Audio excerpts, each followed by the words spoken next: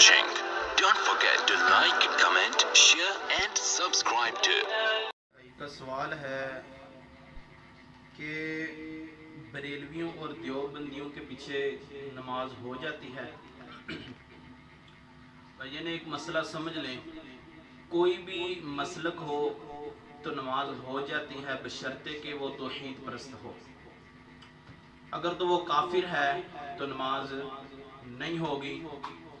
کافر کی تعریف کیا ہے, اس کی ڈیفینیشن یہ ہے کہ جو بیسک اور بنیادی چیزوں کا انکار کرتا ہے.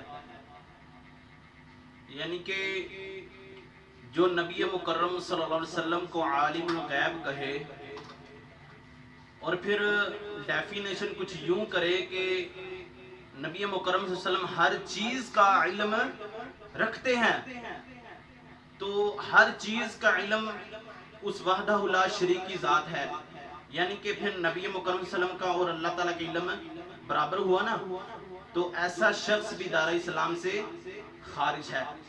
اور پھر جو شخص کہیں کہ اللہ کے نبی علیہ والسلام حاضر و ناظر ہیں, ہر چیز کو دیکھ سکتے ہیں, تو ہر چیز کا دیکھنا یہ اللہ تعالیٰ کی صفت ہے, تو اللہ تعالیٰ کا علم اور نبی کا علم برابر ہوا نا, تو ایسا شخص بھی دار اسلام سے خارج ہے. اور پھر جو نبی مکرم صلی اللہ علیہ وسلم کی بشریت کا انکار کرے کہ نبی مکرم صلی اللہ علیہ وسلم بشر نہیں ہے, نور ہیں, فرشتے ہیں, تو کہیں کہ سب کچھ وہ کر سکتے ہیں, تو ایسا شخص بھی دار اسلام سے خارج ہے.